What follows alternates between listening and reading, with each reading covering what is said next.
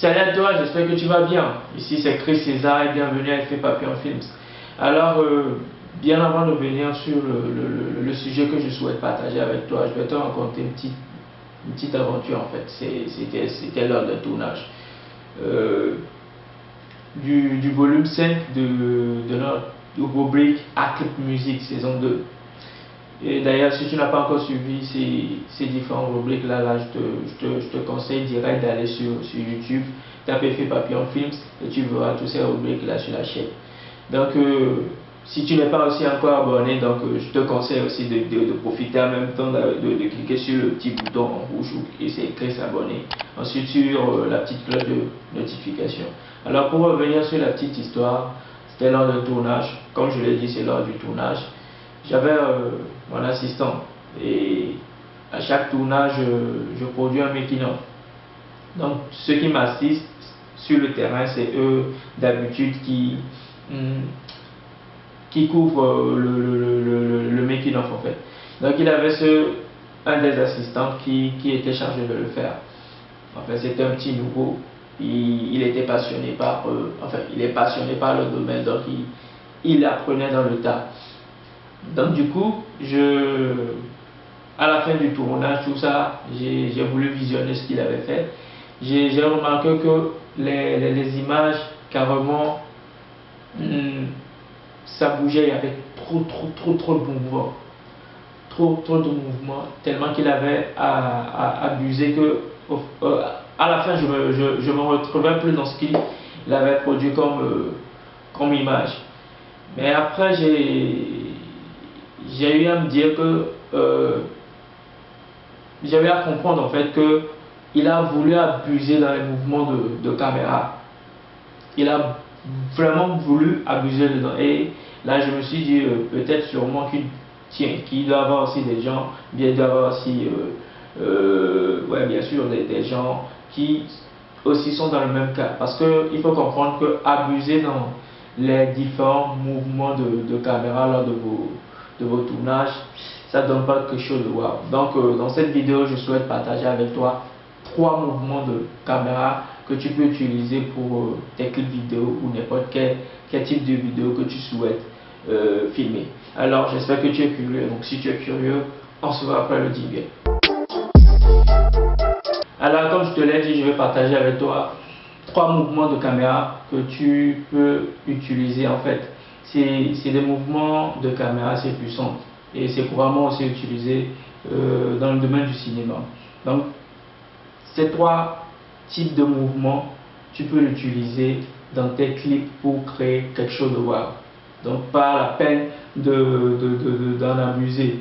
C'est bien vrai, quand nous suivons les clips, nous sommes attirés vraiment par ces différents mouvements. Mais il faut savoir que pour en arriver là, il faut passer par les b.a.-ba en fait. Tu ne peux pas sauter pour déjà te dire que tu vas maîtriser d'autres mouvements caméra qui sont assez hautes.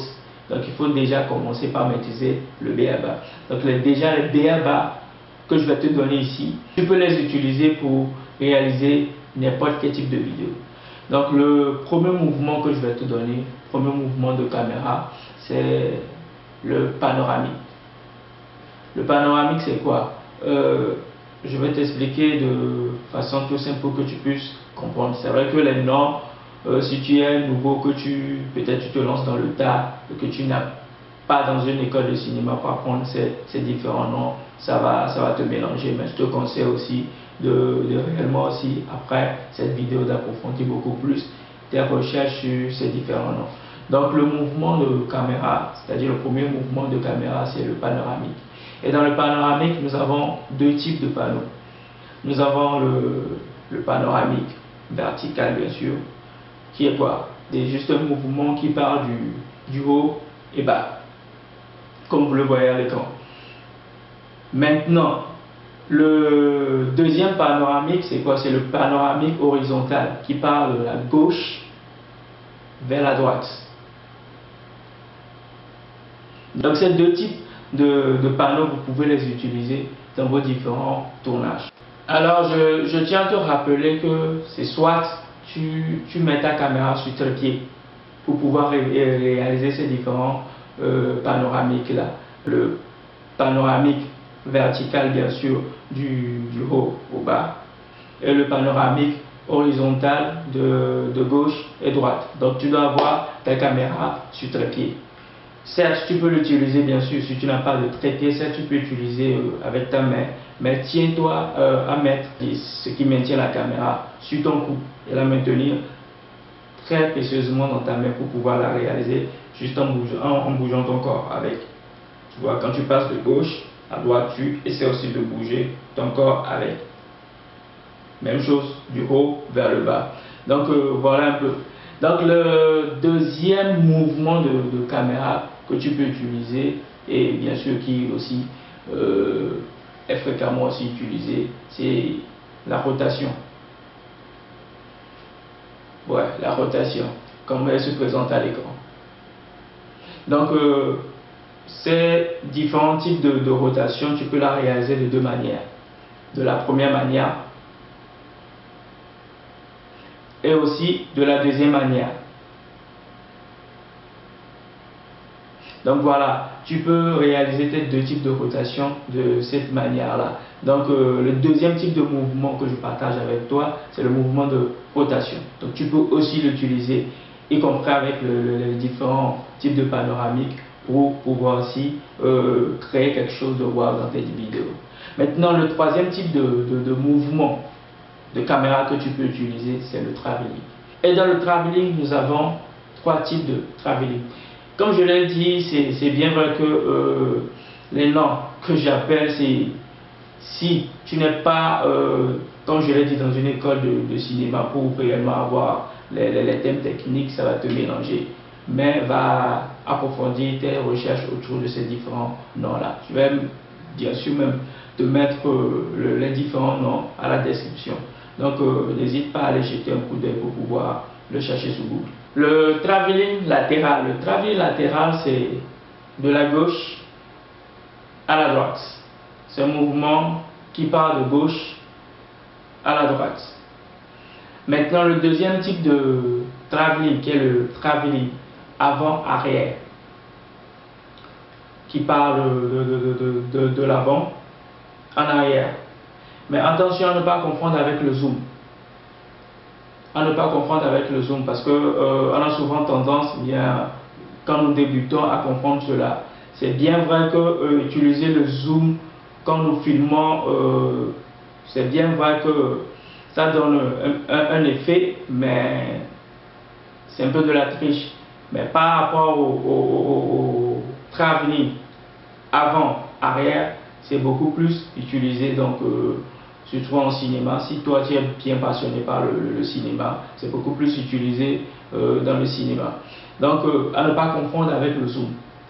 Donc comme je l'ai dit, le travelling avant-arrière, c'est-à-dire tu parles de l'avant en arrière, comme le nom le dit bien sûr.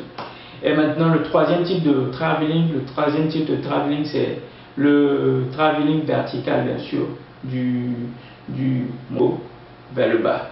Tu pars du haut vers le bas, mouvement qui part du haut vers le bas. Donc en récapitulatif, nous avons trois mouvements de caméra. Donc dans les trois mouvements de caméra, nous avons le panoramique. Dans le panoramique, nous avons deux types de panneaux, bien sûr. Donc le panoramique vertical qui part bien sûr du haut vers le bas. Le panoramique horizontal qui part de la gauche vers la droite. Maintenant, le deuxième type de mouvement qui est la rotation. Et tu peux le faire de deux manières, comme j'ai eu à le présenter à l'écran. Maintenant, le troisième type de mouvement de caméra que nous avons, bien que tu peux utiliser pour tes différents tournages, c'est le travelling. Et dans le travelling, nous avons trois types de travelling. Le travelling latéral, bien sûr, qui part de gauche à droite. Le travelling avant, arrière, et que j'ai bien sûr dit à ne pas confondre avec le zoom. Et enfin le travelling vertical, qui bien sûr qui part du haut vers le bas, comme on le dit, monter et descendre. Donc je reviens à dire que tout ça c'est sur trépied. Pour le panneau, il faut le mettre sur trépied. Maintenant pour le travelling, tu peux l'utiliser de deux manières. Si tu as des rails en fait, Enfin, pour réaliser bien sûr un travelling, il faut des rails, comme on l'utilise souvent au cinéma. Donc il faut des rails. Mais si tu n'as pas des rails, tu peux l'utiliser bien sûr avec le trépied. Tu peux l'utiliser avec le trépied, mais là tu es obligé d'effectuer des mouvements de caméra avec le trépied. Mais c'est important que le trépied soit bien sûr bien stabilisé. Donc voilà un peu. Pour commencer, il faut pas, c'est bien faire, il faut rêver les gros stabilisateurs, la Rony, le gimbal et tout ça. Mais si tu commences avec ces 3 types de mouvements de caméra, tu peux réaliser tes clips vidéo. Donc le reste, c'est au montage. Donc, te casse pas la tête, ne te frustre pas pour te dire que non, je dois maîtriser tel mouvement de caméra que nous suivons dans les clips vidéo et tout ça. Sois le plus simple, tranquille dans tes vidéos. Le plus important, c'est de la créativité. Donc ces 3 types de mouvements de caméra, tu peux l'utiliser pour réaliser tes premières vidéos. Alors voilà.